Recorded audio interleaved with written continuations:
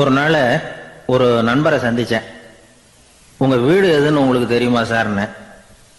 அவர் என்னை ஒரு மாதிரியாக பார்த்தார். அப்புறம் சொன்னார், தெரியும் அப்படின்னாரு. சரி, உங்கள் தொலைபேசி எண் உங்களுக்கு தெரியுமான்னு. அதுவும் தெரியும்னார். உங்கள் மனைவி மக்கள் யார் யாருன்னு உங்களுக்கு தெரியுமான்னு கேட்டேன். என்ன ஒரு மாதிரியாக பார்த்தார். அப்புறம் சொன்னார், அதுவும் தெரியும் சார் அப்படின்னார். சரி, நீங்கள் யாருன்னு உங்களுக்கு தெரியுமான்னு கேட்டேன். இப்போ தான் அவர் முழிக்க ஆரம்பித்தார். அவர் மட்டும் அப்படி இல்லை, நாம் எல்லாருமே அப்படி தான். எதிரில் நிற்கிறது யாருங்கிறது தெரியும், நாம் யாருன்னு நமக்கு தெரியாது. உண்மையிலேயே நாம் யார்? இந்த கேள்விக்கான பதிலை தான் வாழ்க்கை பூரா நாம் தேடிட்டு இருக்கிறோம். புத்தர் என்ன சொல்றாரு தெரியுமா?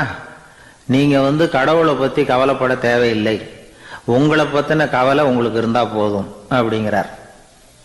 நான் யார், எனக்கு ஏன் இந்த கவலை அப்படின்னு உங்களை நீங்களே கேட்டுக்குங்க அப்படிங்கிறார். நாம ஏன் கடவுளை படைச்சோம்? அது ஒரு நழுவல் முயற்சியாம். அதாவது தன்னிடமிருந்து தானே தப்பிக்கிற ஒரு முயற்சியாம். இப்படிதான் அதை சொல்றாங்க அறிஞர்கள்லாம். மக்கள் பொய்யான பிரச்சனைகள்ல ஆர்வமா இருக்கிறாங்க, அதுக்கு தீர்வு காணவும் முயற்சி பண்றாங்க. கடவுளை பத்தி விவாதிக்க எல்லாருக்கும் விருப்பம், தன்னுடைய சுயம் பற்றிய பிரச்சனையே இருக்கிறது இல்லை.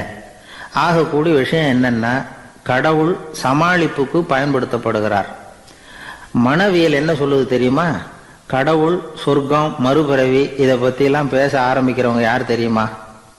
போருக்கு போறவன், துன்பத்துல சிக்கி கஷ்டப்படுறவன், நோய் படுக்கையில விழுந்தவன், இவங்க தான். நாம அனுபவத்திலே பார்க்குறோமே இதையெல்லாம். கடவுளை துணைக்கு கூப்பிடுறவங்க யாருன்னு கவனிச்சு பாருங்க. பரீட்சை எழுத போறவன், வேலை தேடி அலையிறவன், பண நெருக்கடியில் இருக்கிறவன், விபத்துல சிக்கிக்கிட்டவன், இவங்கெல்லாம் தான். தேர்வுல வெற்றி பெற்றதும் அவரை துணைக்கு கூப்பிடுறது இல்லை, வேலை கிடைச்சதும் அவர் துணை தேவைப்படுறதில்லை. ஏன் இப்படி? கொஞ்சம் யோசனை பண்ணி பாருங்க. துன்பம் வருகிற போது அந்த துன்பத்தை தவிர்க்க வேண்டிய நிலையில அதிலிருந்து நழுவி போறதுக்காக பிரார்த்தனை தேவைப்படுது. எல்லாம் நல்லபடியா நடக்கிறப்போ பிரார்த்தனை செய்யறது இல்லை. புத்தருடைய வழி என்ன தெரியுமா? அந்த வழியில கடவுளும் கிடையாது, பிரார்த்தனையும் கிடையாது. புத்தர் செய்தது இதைத்தான். அதாவது கடவுள்கிட்ட இருந்து மனிதனையும், மனிதன் கிட்ட இருந்து கடவுளையும் அவர் விடுவித்தார். புத்த மதம் என்ன சொல்லுது தெரியுமா? கடவுள் பிரச்சனை அல்ல, மனிதன் தான் உண்மையான பிரச்சனை அப்படின்னு சொல்லுது. உங்களை நீங்க நல்லா தெரிஞ்சுக்கிட்டா போதும், நீங்களே கடவுள் ஆயிடுவீங்க அப்படிங்கிறது தான் புத்த மதம். அதனால நமக்கு தேவை உள்முக பயணம். நான் யார் அப்படிங்கிற கேள்வியோட உள்ள போகணும். அங்க போனாதான் தெரியும் நான் அப்படின்னு அங்க யாருமே இல்லைங்கிறது. இதெல்லாம் புத்தர் சொல்லுகிற ஒரு தத்துவம். தத்துவம்னு சொன்னாவே நமக்கெல்லாம் அதை புரிஞ்சுக்கிறது கஷ்டம்தான். நம்ம பொறுத்த வரைக்கும் தத்துவம்ங்கிறதுல ரெண்டு வகை உண்டு. ஒன்று தத்துவம், இன்னொன்று மகா தத்துவம். தத்துவம்னா என்ன தெரியுமா? கேட்குறவங்களுக்கு புரியக்கூடாது, அதுதான் தத்துவம். மகா தத்துவம் என்னன்னா சொல்றவங்களுக்கும் புரியக்கூடாது. அந்த வகையில் பார்த்தா இன்று ஒரு தகவலும் ஒரு மகா தத்துவம் தான். ஒரு காலத்தில் பிரஷ்யா அப்படின்னு ஒரு தேசம் இருந்தது. இப்போ ஜெர்மனி இருக்குல்ல, இதோட பெரும்பகுதி ஒரு காலத்தில் பிரஷ்யாங்கிற பேரில் இருந்தது. அப்போ அதுக்கு அரசராக இருந்தவர் மகா ஃப்ரெடரிக், அதாவது ஃப்ரெடரிக் தி கிரேட் அப்படின்னு சொல்லுவாங்க. அந்த ராஜாவுக்கு ஒரு சந்தேகம். நாம் பல வகையான வரிகளை விதித்து வசூல் பண்ணுறோம், அப்படி பண்ணி வருமானம் குறைஞ்சிக்கிட்டே போகுதே, இதுக்கு என்ன காரணமாக இருக்கும்? இதுதான் அவருக்கு ஏற்பட்ட சந்தேகம். ஒரு சமயம் அந்த அரசர் தம்முடைய அமைச்சர்களையும் பிரபுக்களையும் தளபதிகளையும் கூப்பிட்டு ஒரு விருந்து வச்சார். விருந்து முடிஞ்சதும் அவங்கள பார்த்து இந்த சந்தேகத்தை கேட்டார். வரிகள் அதிகமாக விதித்து வருமானம் குறையறதுக்கு என்ன காரணம் அப்படின்னு கேட்டார். பல பேருக்கு இதுக்கு சரியாக பதில் சொல்ல தெரியல. அனுபவசாலியான ஒரு தளபதி எழுந்திருச்சார். அரசே, அது எப்படிங்கிறத இப்போ உங்களுக்கு காட்டுறேன்னார். உடனே ஒரு பெரிய பனிக்கட்டி ஒன்றை தன்னுடைய கையில் எடுத்தார். அதை அப்படியும் எப்படியும் திருப்பி பார்த்தார். அப்புறம் அடுத்தவர்கிட்ட கொடுத்தார். அவரும் அதை அப்படியும் எப்படியும் திருப்பி பார்த்துட்டு அடுத்தபடியாக இருந்தவர்கிட்ட கொடுத்தார். இப்படியே இதை ஒவ்வொருத்தராக பார்த்துட்டு ஒவ்வொரு கையாக மாறி கடைசியில் மன்னர் கைக்கு போய் சேர்ந்தது. மன்னர் கைக்கு அந்த பனிக்கட்டி போய் சேர்ந்தப்போ அது கொஞ்சம் கொஞ்சமாக உருகி ஒரு பட்டாணி கடலை சைஸுக்கு ஆகிட்டுது.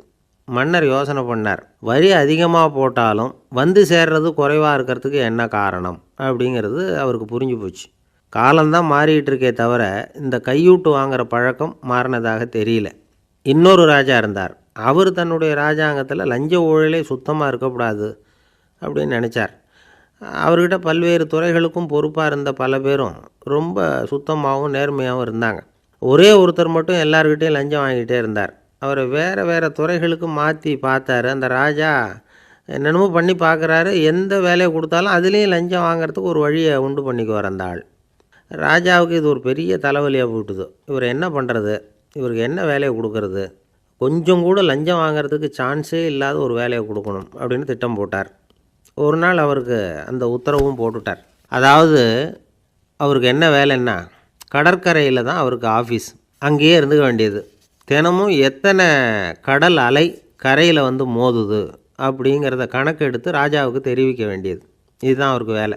பேசாமல் அலையை எண்ணிட்டு உட்காந்துருக்கட்டும், அப்போவாவது அவர் லஞ்சம் வாங்குகிற சந்தர்ப்பம் இல்லாமல் போயிடும் அவருக்கு அப்படின்னு நினச்சார் ராஜா. இந்த ஆள் கடற்கரைக்கு போய் டியூட்டியில் ஜாயின் பண்ணிக்கிட்டார்.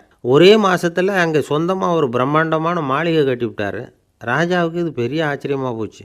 அலையை என்ற வேலையில் அந்த ஆள் எப்படி பணம் சம்பாதிச்சார் அப்படின்னு விசாரித்து பார்த்தார் அக்கம் பக்கத்தில். அந்த ஆள் என்ன பண்ணியிருக்கிறாருன்னா, கடற்கரையில் போய் பொறுப்பை ஏற்றுக்கிட்ட உடனே அங்கே இருந்த மீனவர்கள்கிட்ட எல்லாம் இந்த கரையில் வந்து ஒரு நாளில் வந்து மோதுகிற அலைகள் எத்தனை அப்படின்னு கேட்டிருக்காரு. அது எப்படிங்க தெரியும்னு இருக்காங்க அவங்க. தினமும் அந்த எண்ணிக்கை தெரியணும். நம்ம ராஜாவுக்கு தினமும் அறிக்கை அனுப்பணும், டெய்லி ரிப்போர்ட்டு. தவறுனா நீங்கள் இந்த கடலில் போய் மீன் பிடிக்கிறதுக்கு ராஜாவோட அனுமதி கிடைக்காது அப்படின்ட்டுருக்காரு. உடனே மீனவர்கள்லாம் பயந்து போட்டாங்க. கடலுக்கு போகிறதுக்கு அனுமதி இல்லைன்னா பட்டினி கிடக்கிறது மாதிரி ஆகிடுமே. மெதுவாக அந்த ஆளுக்கிட்ட போனாங்க, காதோட காதாக சொன்னாங்க, ஐயா, எங்களால் வந்து கடல் அலையை வந்து எண்ண முடியாது. தினமும் எங்களால் முடிஞ்சதை உங்களுக்கு பணமாக கொடுத்துட்றோம். நீங்கள் தான் ராஜா கிட்ட சிபாரிசு பண்ணி நாங்கள் தொடர்ந்து மீன் பிடிக்கிறதுக்கு அனுமதி வாங்கி கொடுக்கணும் அப்படின்னு வேண்டிக்கிட்டாங்க. பணம் தினமும் வந்து சேர ஆரம்பிச்சுட்டுது. பதவியில் மற்ற பதவியோட இந்த பதவி எவ்வளவோ மேல் அப்படின்னு நினச்சிட்டோம் அந்த ஆள். அது மட்டும் இல்லை, தயவு பண்ணி என்னை இந்த இடத்த விட்டு மாற்றி விடாதீங்க சார் அப்படின்னு வேற கேட்க ஆரம்பிச்சிட்டானா. எனக்கு இது மட்டும்தான் சார் தெரியும், இதை தவிர வேறு எதுவும் தெரியாது அப்படின்னு சொல்லிக்கிட்டே காலம் தள்ளுறவங்க ரொம்ப பேர். அவங்களெல்லாம் கஷ்டப்பட வேண்டியிருக்கும். ஒருத்தர் தன்னுடைய தொழிலில் ரொம்ப கெட்டிக்காரராக இருக்கலாம். அதுக்காக எப்பவும் அதே ஞாபகத்தில் இருந்துக்கிட்டு உலகியல் அறிவு இல்லாமல் இருந்துடக்கூடாது. அது ஆபத்து. இதுக்காக நம்ம தாத்தா பாட்டிலாம் ஒரு கதை சொல்லுவாங்களே, கேள்விப்பட்டிருக்கீங்களா? ஒரு சமயம் ஒரு 4 பேர் சேர்ந்து வெளியூருக்கு பிரயாணம் போனாங்களாம். அந்த 4 பேர் எப்படி தெரியுமா? ஒருத்தர் வந்து வேதாந்தி, இன்னொருத்தர் சங்கீத வித்வான், 3வது ஆள் வைத்தியர், 4வது ஆள் ஜோசியர். இவங்க 4 பேரும் நண்பர்கள். அதனால் சேர்ந்து புறப்பட்டாங்க. வழியில் ஒரு ஊரில் தங்கினாங்க. இருட்டி போச்சு. அதனால் இன்றைக்கி ராத்திரி இங்கேயே தங்கி இருந்துட்டு நாளைக்கு புறப்படலாம் அப்படின்னு தீர்மானம் பண்ணாங்க. சாப்பாட்டுக்கு என்ன பண்ணுறது? அங்கேயே கடத்தெருவுக்கு போய் சாமான்லாம் வாங்கியாந்து சமைச்சி சாப்பிட்லாம்னு முடிவு பண்ணாங்க. 4 பேர் இருக்கிறதுனால ஆளுக்கு ஒரு காரியமாக செய்யலாம் அப்படின்னு வேலையை பிரிச்சுக்கிட்டாங்க. வைத்தியர் வந்து கரிகாய் வாங்க போனார், வேதாந்தி வந்து எண்ணெய் வாங்க போனார், ஜோசியர் வந்து பலசரக்கு வாங்க போனார், சங்கீத வித்வானுக்கு சமைக்கிற வேலை. எல்லாம் சரி, ஆனால் நடந்தது என்ன தெரியுமா? கடைத்தெருவுக்கு காய்கறி வாங்க போனார்ல வைத்தியர், அங்கே போய் மார்க்கெட்டில் பார்த்தார். ஒவ்வொரு கறிகாயாக எடுத்து பார்த்தார். இது பித்தம், உடம்புக்கு ஒத்துக்காது, இது வாயு, உடம்புக்கு ஒத்துக்காது அப்படின்னு ஒவ்வொன்றா தள்ளினார். கடைசியில் ஒன்றுமே தேரல, வெறுங்கையோடு திரும்பி வந்துக்கிட்டு இருக்கிறார். எண்ணெய் வாங்க போனார் வேதாந்தி, அவர் ஒரு தொன்னையில் எண்ணெயை வாங்கினார். பேசாமல் அதை எடுத்துகிட்டு வர வேண்டியது தானே, முடியல. அவருடைய வேதாந்த மூளை சிந்திக்க ஆரம்பிச்சுட்டுது. இந்த தொன்னைக்கு எண்ணெய் ஆதாரமா அல்லது எண்ணெய்க்கு தொன்னை ஆதாரமா அப்படிங்கிற ஆராய்ச்சியில் இறங்கினார். என்னாச்சு தெரியுமா? அப்படி கவுத்து பார்த்தார். வாங்கின எண்ணெய் பூராவையும் வழியில் கொட்டிவிட்டு வெறும் தொன்னையோடு வந்து சேர்ந்தார்.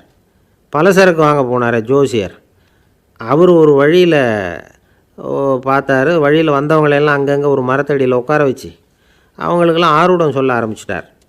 அப்படி ஒவ்வொருத்தராக சொல்லி முடிச்சுட்டு கடத்தருக்கு போய் சேர்ந்தார். இவர் அங்கே போய் சேர்றதுக்குள்ளே ரொம்ப நேரம் ஆகிட்டுது. கடையெல்லாம் பூட்டிவிட்டு போயிட்டாங்க.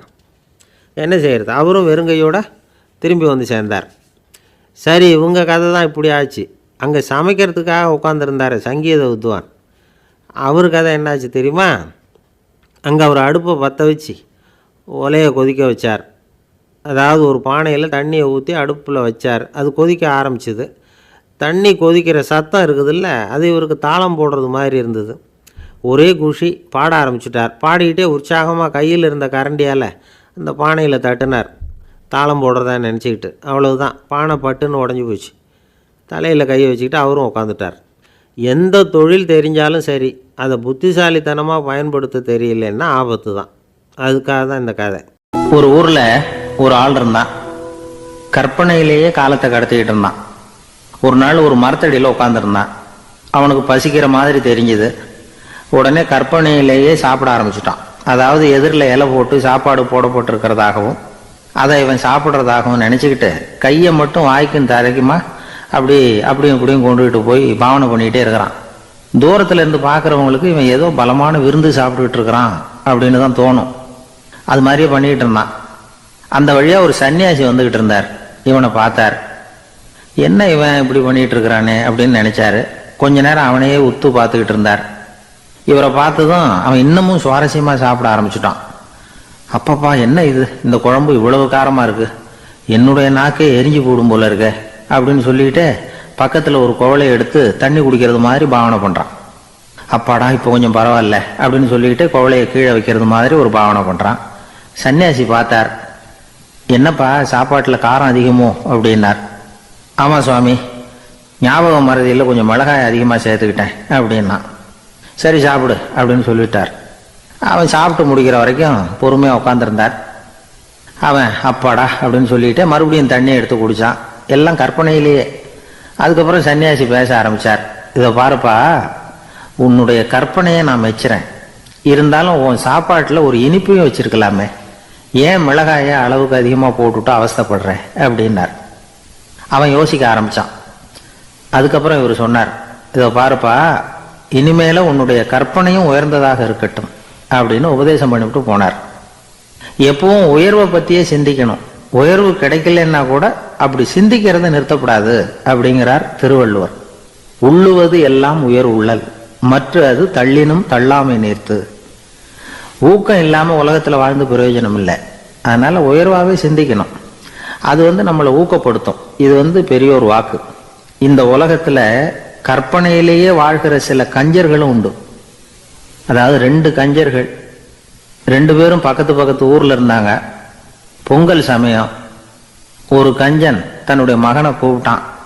இதோ பாருப்பா, பக்கத்து ஊரில் என்னுடைய நண்பன் ஒருத்தன் இருக்கிறான், அவனுக்கு பொங்கல் பரிசு ஏதாவது கொடுக்கணும். நான் ஒரு 4 ஆட்டுக்குட்டியை தரேன், நீ கொண்டுகிட்டு போய் கொடுத்துட்டு வந்து விடுறியா அப்படின்னு கேட்டான். சரி, நான் புள்ள ஒரு பைய கையில் எடுத்துக்கோன்னா. அவன் எடுத்துக்கிட்டான். இந்த ஆட்டுக்குட்டி பிடிச்சிக்கோ அப்படின்னு சொல்லி ஒவ்வொன்றா போடுறேன் பார் அப்படின்னு சொல்லிட்டு 1 2 3 4 அப்படின்னு எண்ணிக்கிட்டே வெறும் சைகையாலேயே ஆட்டுக்குட்டியை பிடிச்சி போடுறது மாதிரி பாவனை பண்ணிக்கிட்டு இருக்கிறான். அவன் பிள்ளையும் அது ரொம்ப அக்கறையாக வாங்கிக்கிறது மாதிரி வாங்கிக்கிட்டு அந்த பையை தூக்கிக்கிட்டு அடுத்த ஊருக்கு போகிறான். இவன் அங்கே போய் சேர்ந்த நேரத்தில் அந்த கஞ்சன் ஊரில் இல்லை, எங்கேயோ வெளியில் போயிருக்கிறான். அவனோட புள்ள மட்டும்தான் வீட்டில் இருந்தான்.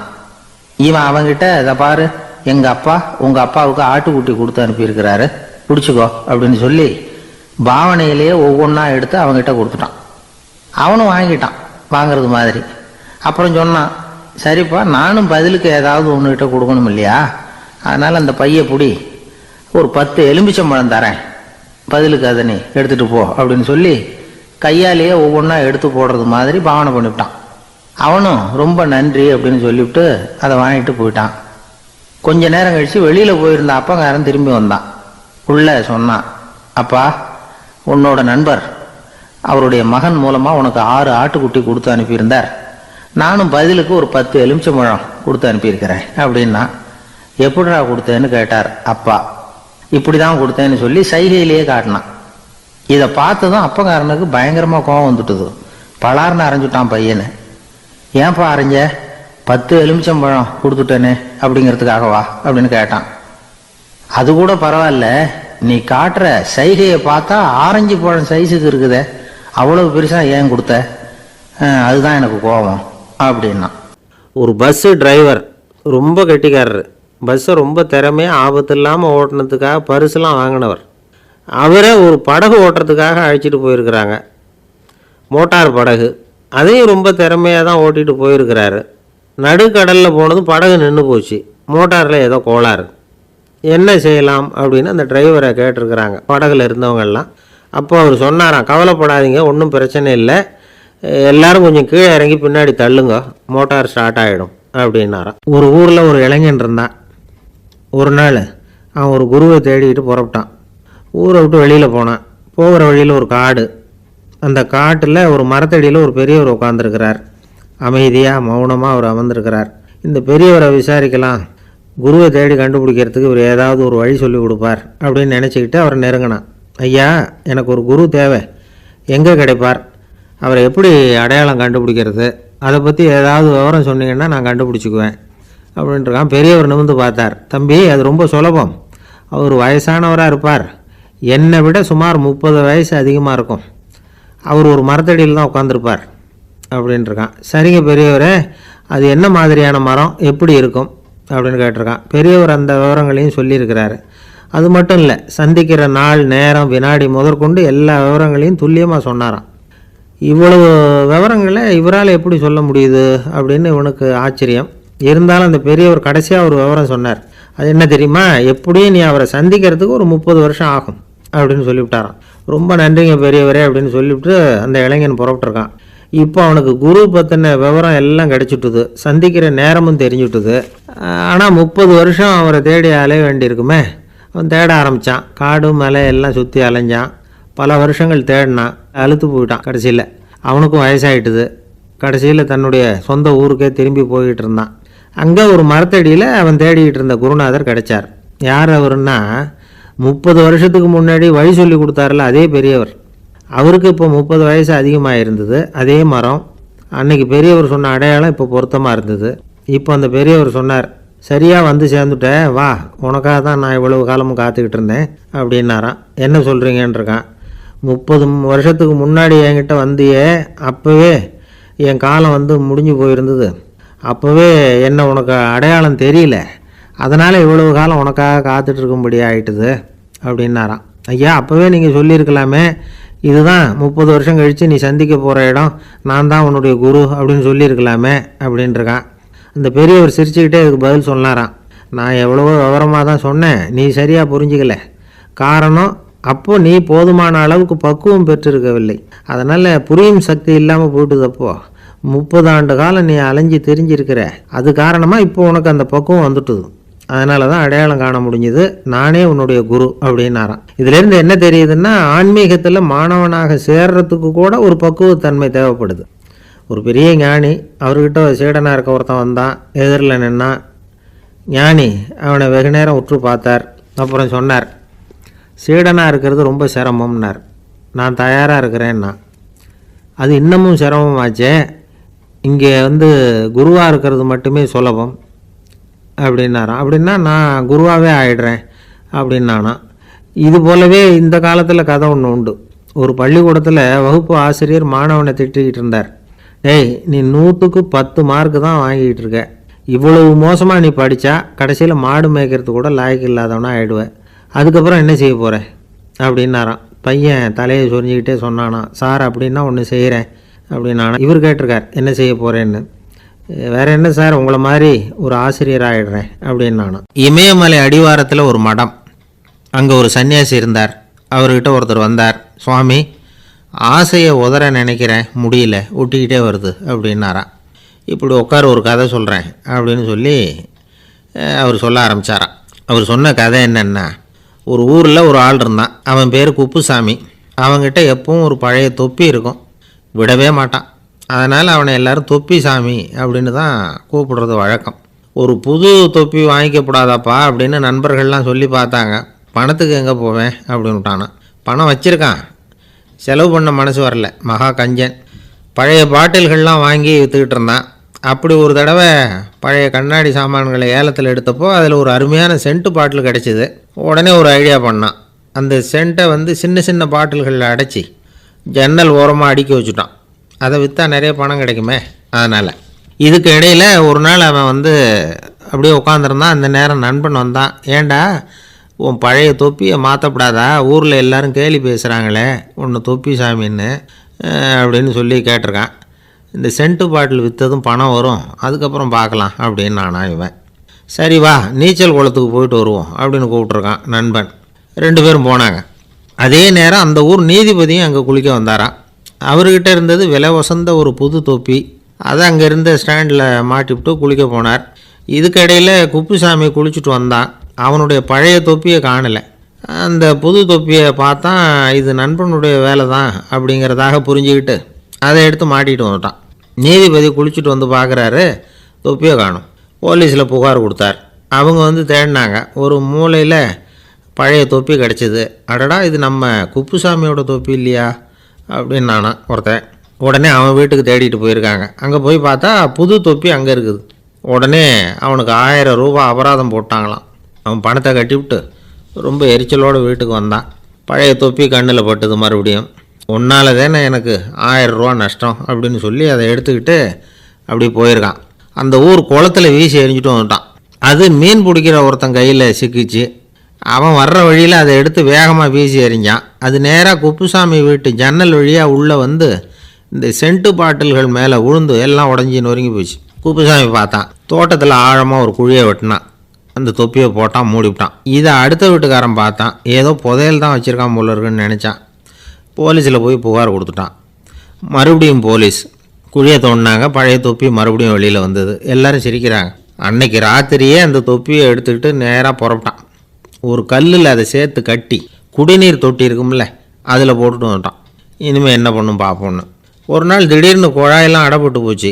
மாநகராட்சி அலுவலர்கள் வந்து என்னன்னு பார்த்தா அந்த பழைய தொப்பி குழாயை அடைச்சிக்கிட்டு இருக்குது. இது குப்புசாமியோட தொப்பிங்கிறது தான் எல்லாருக்கும் தெரியுமே. உடனே குடிநீரை வந்து பாழாக்கணத்துக்காக குப்புசாமிக்கு கோர்ட்டு 2500 ரூபா அபராதம் போட்டுவிட்டுது. அதையும் கட்டிவிட்டு வெளில வந்தான். கடைசியாக முடிவு பண்ணான். ஒரு நெருப்பு குச்சியை கிழிச்சான். தொப்பியை கொளுத்தினான். எரிஞ்சது. எடுத்து வெளில எரிஞ்சான். கொஞ்ச நேரத்தில் தீ அணைப்பு படம் வந்துட்டுது. ஆமாம், இவன் எடுத்து எரிஞ்சது வெளியில் விழுந்து வீட்டு கூரையே பற்றிக்கிட்டு எரிய ஆரம்பிச்சுட்டுது. அவனோட பணத்தாசையும் அதோடு சேர்ந்து எரிஞ்சு போச்சான். இப்படி ஒரு கதை. இந்த கதையை சொல்லி முடித்தார் அந்த இமயமலை அடிவாரத்தில் இருந்த சன்னியாசி. இப்போ அந்த குப்புசாமி எங்கே இருக்கிறான்னு கேட்டார் எதிரில் இருந்தவர். இதோ உன் எதிரிலே இருக்கிறான், நான் தான் அந்த குப்புசாமி அப்படின்னாரான் அந்த சன்னியாசி. அந்த குப்புசாமிகிட்ட இருந்தது மாதிரி ஒரு பழைய தொப்பி நம்ம ஒவ்வொருத்தர்கிட்டையும் உண்டு. அதை எப்படி தொலைக்கிறதுன்னு தெரியாமல் தடுமாறிக்கிட்டு இருக்கிறோம். அது என்ன தொப்பிங்கிறீங்களா? அதுதான் நம்மை சூழ்ந்திருக்கிற மாயை அப்படிங்கிறார் சுவாமி சின்மயானந்தர். மெய்ஞானம் கிடைக்கிறப்போ மாயை வந்து எரிஞ்சு போகும் அப்படிங்கிறது அவருடைய கருத்து. நம்மால் ஒருத்தர் வேகமாக ஓடி வந்தார். காலில் மாட்டியிருந்த பழைய செருப்பு ரெண்டையும் ஆவேசமாக தூக்கி ஒரு கிணத்துல போட்டுட்டு வெறுங்காலோடு நடந்து வந்துக்கிட்டு இருக்கிறார். ஏன் அப்படி பண்ணீங்க அப்படின்னு கேட்டோம். அந்த செருப்புக்கு சொந்தக்காரன் வந்து பின்னாடி வந்துக்கிட்டு இருக்கிறான், அதனால் அப்படி பண்ணேன் அப்படிங்கிறார் இவர். காசியில் இருக்கிற கடவுள் காசி விஸ்வநாதர், அங்கே இருக்கிற தேவி காசி விசாலாட்சி. இவங்க 2 பேரும் ஒரு நாள் பேசிக்கிட்டு இருந்தப்போ கடவுள் சொன்னார், இந்த மனிதர்களை நாம் ரொம்பவும் நம்பிக்கையோடு தான் படைச்சிருக்கிறோம். இருந்தாலும் அவங்களுக்கு தான் நம்பிக்கை இல்லை, எதுலேயும் ஒரு உண்மையான நம்பிக்கை இல்லாமல் வாழ்ந்துக்கிட்டு இருக்கிறாங்க அப்படின்னார். என்ன அப்படி சொல்கிறீங்க? அதோ பாருங்கள், எவ்வளவு பேர் காசியை தேடிட்டு வந்து கங்கையில் குளிச்சுக்கிட்டு இருக்கிறாங்க. அவங்களெலாம் நம்பிக்கை இல்லைன்னா இவ்வளவு தூரம் தேடிட்டு வந்து இங்கே குளிப்பாங்களா அப்படின்னு நாங்கள் தேவி. சரி, அதை சோதித்து பார்க்கலாம் அப்படின்னு 2 பேரும் முடிவு பண்ணிக்கிட்டாங்க. உடனே ஒரு திட்டம் போட்டாங்க. அது எப்படின்னா, நாம் 2 பேருமே பக்தர்கள் மாதிரி உருவத்தை மாற்றிக்கிட்டு கங்கை கரைக்கு போக வேண்டியது. நான் வந்து கங்கையில் இறங்கி குளிக்கிறேன். கொஞ்ச நேரத்தில் சுழலில் மாட்டிக்கிட்டது மாதிரி நடிக்கிறேன். நீ உடனே கரையிலிருந்து சத்தம் போடு, என்னோடய வீட்டுக்காரரை யாராவது காப்பாற்றுங்களேன்னு சத்தம் போடும். அதோடு இன்னொன்று சொல்லு, யாராவது ஒரு புண்ணிய ஆத்மா அவர்கிட்ட போய் அவருடைய முடியை பிடிச்சி இழுக்கணும். அப்படி ஒரு சாபம் இருக்குது எங்களுக்கு. புண்ணிய ஆத்மா, அதாவது எந்த பாவமும் செய்யாத இல்லாத ஒருத்தர் தான் அவரை காப்பாற்ற முடியும். அப்படிப்பட்டவங்க யாராவது வெள்ளத்தில் குதித்து என்னுடைய கணவரை காப்பாற்றுங்கோ அப்படின்னு நீ சத்தம் போடு, கூச்சல் போடு, என்ன நடக்குதுன்னு பார்க்கலாம் அப்படின்னார் கடவுள். சரின்னு சொல்லி 2 பேருமா சாதாரண பக்தர்கள் மாதிரி கங்கை கரைக்கு வந்து சேர்ந்தாங்க. அவர் இறங்கி குளித்தார். திட்டம் போட்டது மாதிரியே சுழலில் மாட்டிக்கிட்டது மாதிரி கத்துனார். கரையில் இருந்த அந்த அம்மா, ஐயோ என் கணவரை காப்பாற்றுங்களேன், யாராவது காப்பாற்றுங்களேன்னு கத்துனாங்க. பல பேர் ஓடி வந்தாங்க. உடனே இவங்க, பாவம் இல்லாத புண்ணிய ஆத்மா ஒருத்தரால் தான் என்னுடைய கணவர் காப்பாற்றப்படணுங்கிறது விதி, அப்படி ஒரு சாபம் இருக்குது, அதனால் புண்ணிய ஆத்மா யாராவது அவர்கிட்ட போய் அவர் முடியை பிடிச்சி தூக்குனா அவரை காப்பாற்றி போடலாம் அப்படின்னாங்க. இவங்க இப்படி சொன்னதும் எல்லாரும் திகைச்சு போய் நின்றுட்டாங்க. ஒவ்வொருத்தருக்கும் அவங்க செஞ்ச பாவம்லாம் ஒவ்வொன்றா ஞாபகத்துக்கு வர ஆரம்பிச்சுட்டுது. சரி, இதுக்கு நாம் லாயக்கு இல்லை அப்படின்னு சொல்லி ஒதுங்கி போக ஆரம்பிச்சிட்டாங்க எல்லாம். இந்த சமயத்தில் யாரோ ஒருத்தர் வேகமாக ஓடி வந்தார். ஆற்றுல குதித்தார். அவர்கிட்ட போனார், முடியை பிடிச்சார், தூக்கினார், அவரை காப்பாற்றி கரைக்கு கொண்டுட்டு வந்துட்டார். அப்படி காப்பாற்றின அந்த ஆளை இவங்க 2 பேரும் தனியாக கூப்பிட்டுக்கிட்டு ஒரு மண்டபத்துக்கு வந்துட்டாங்க. வந்து விசாரிக்கிறாங்க. நீ யாரப்பா அப்படின்னு கேட்குறாங்க. ஏதும் தெரியாத மாதிரி. நான் இந்த ஊர் அன்ன சத்திரத்தில் வேலை செய்கிற ஒரு சமையல்காரன் அப்படிங்கிறார். நீ வந்து கங்கையில் குளிக்கிறது உண்டான்னு கேட்டிருக்காங்க. நான் இந்த ஊர்லேயே தான் இருக்கிறேன், இருந்தாலும் தினமும் கங்கையில் குளிக்கிறது இல்லை, எப்போவாவது ஒரு நாள் அங்கே குளிப்பேன் அப்படின்னார். கங்கையில் மூழ்கி எழுந்திரிச்சா பாவம்லாம் தொலையும்னு சொல்கிறாங்க. அப்படி இருக்கிறப்போ அங்கே இன்றைக்கி கங்கையில் குளிச்சுக்கிட்டு இருக்கிறவங்கெல்லாம் தங்களை வந்து புண்ணிய ஆத்மாவா நினைக்கல.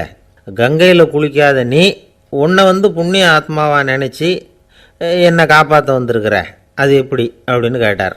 அதுக்கு அந்த ஆள் சொல்கிறான், கங்கையில் குதித்ததுக்கு அப்புறம் தானே உங்களை காப்பாற்ற போகிறோம். அப்படி குதிக்கும் பொழுது என்னுடைய பாவம்லாம் போயிருக்கும்ல, நான் புண்ணிய ஆத்மாவாக ஆயிருப்பேனே, அதனால தான் துணிஞ்சு வந்து உங்களை காப்பாற்றினேன் அப்படின்னா.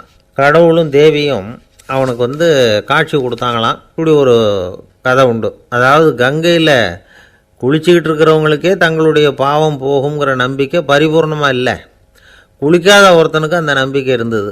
அதனால் அவனால் கடவுளை பார்க்க முடிஞ்சது. கடவுளை வந்து நாமளும் பார்க்க முடியுமா முடியாதா அப்படிங்கிற குழப்பம்லாம் நமக்கு வேண்டியதில்லை. நம்பிக்கையோடு வாழணுங்கிற உண்மையை மட்டும் இந்த கதையிலேருந்து புரிஞ்சுக்கிட்டால் போதும். ஏன்னா இந்த கதையை கேட்டுட்டு ஒரு நண்பன் குதர்க்கமாக ஒரு கேள்வி கேட்டான். ஏன் சார், கங்கையில் குளித்தா பாவம் போயிடும்னு சொல்கிறீங்களே, நான் எனக்கு வேண்டாத ஒருத்தனை அழைச்சிட்டு போய் கங்கையிலேயே தள்ளி விட்டுட்டு அதுக்கப்புறம் அங்கேயே முழுக்க போட்டுட்டு நான் செஞ்ச பாவத்தை வந்து அதுலேயே கழுவி விட்டுட்டு மறுபடியும் உங்ககிட்ட வந்துடுறேன்னு வச்சுக்கோங்க, நீங்கள் என்னை வந்து புண்ணிய ஆத்மான்னு ஏற்றுக்குவீங்களா அப்படிங்கிறான். ஆள் கொஞ்சம் ஆசைந்தான், நம்மளே அங்கே அழைச்சிட்டு போனாலும் போயிடுவான். ஒரு ஊரில் ஒரு சித்தர் இருந்தார், சூஃபி சித்தர். அவர் ஞானம் பெற்ற ஒரு சித்தர். ஒரு நாள் அந்த நாட்டு மன்னன் அவரை பார்க்கறதுக்காக வந்தான். என்ன வேணும் உனக்குன்னு கேட்டார். நான் கடவுளை பார்க்கணும், அதுக்கு நீங்கள் தான் உதவி பண்ணணும் அப்படின்னா அவன். சித்தர் கொஞ்சம் யோசனை பண்ணார். சரி, போயிட்டு நாளைக்கு வாடினார். அதே மாதிரி மன்னன் போயிட்டு அடுத்த நாள் வந்தான். இங்கே நீ என்னோட ஒரு வாரம் தங்கியிருக்க வேண்டியிருக்கும்னார். சரின்னா ஒரு பிச்சை பாத்திரத்தை தூக்கி கையில் கொடுத்தார். அவனுக்கு ஒன்றும் புரியல, இருந்தாலும் வாங்கிட்டான். வாங்கிட்டு இதை என்ன செய்யணும் அப்படின்னு கேட்டான். இதை ஒன்றும் செய்ய வேணாம், இதை எடுத்துக்கிட்டு பக்கத்தில் உள்ள கிராமங்களுக்கு போ, வீடு வீடாக பிச்சை எடுத்துக்கிட்டு வா. அப்படி வந்த பிறகு தான் உனக்கு சாப்பாடும் ஓய்வும் கிடைக்கும். ஒரு வாரம் இப்படி செய், அதுக்கப்புறம் 8வது நாள் நாம் கடவுளை பற்றி யோசிக்கலாம் அப்படின்னார். இப்படி ஒரு சொன்னதை கேட்டதும் அந்த அரசனுக்கு அதிர்ச்சி ஆயிட்டுது. ஒரு மாதிரி ஆயிட்டான். தன்னுடைய சொந்த நாட்டில் சொந்த குடிமக்கள்கிட்ட போய் பிச்சை எடுக்கிறதா அப்படின்னு யோசனை பண்ணி பார்த்தான். அதுக்கப்புறம் மெதுவாக அவன் அந்த சித்தரை பார்த்தான். ஐயா, சொந்த நாட்டிலேயே பிச்சை எடுக்கிறதுன்னா எனக்கு ஒரு மாதிரியாக இருக்குது, வெக்கமாக இருக்குது. நான் வேணும்னா வெளி தேசத்தில் எங்கேயாவது போய் பிச்சை எடுக்கவா அப்படின்னு கேட்டான். இதுக்கு அந்த சித்தர் ஒரு சம்மதிக்கலை. இதை பாரு, உன்னால் பிச்சை எடுக்க முடியலன்னா பேசாமல் திரும்பி அரண்மனைக்கே போயிடு, அதுக்கப்புறம் கடவுளை பற்றியெல்லாம் பேசுறதுக்கு என்னை தேடிட்டு வரக்கூடாது அப்படின்னு விட்டார். மன்னன் தயங்கினான், இருந்தாலும் மனசை சரி பண்ணிட்டு சம்மதிச்சான். சரிங்க, ஒரு வாரம் இங்கே தங்குறேன், நீங்கள் சொல்கிறது மாதிரி பக்கத்து கிராமங்களுக்கு போகிறேன், வீடு வீடாக பிச்சை எடுக்கிறேன், வர்றேன் அப்படின்னா. ஒரு வாரம் தெரு தெருவாக பிச்சை பாத்திரத்தோடு அலைஞ்சான். சொந்த ஊரில் சொந்த குடிமக்கள்கிட்ட பிச்சை எடுத்தான். 7 நாள் முடிஞ்சது. 8வது நாள் அந்த சித்தர் மன்னனை கூப்பிட்டார். இப்படி வாழ்னார். வந்தான். இனிமே நீ கடவுளை பற்றி என்கிட்ட கேட்கலாம்னார். இனிமே கேட்கறதுக்கு ஒன்றுமே இல்லை சுவாமின்னா இவன்.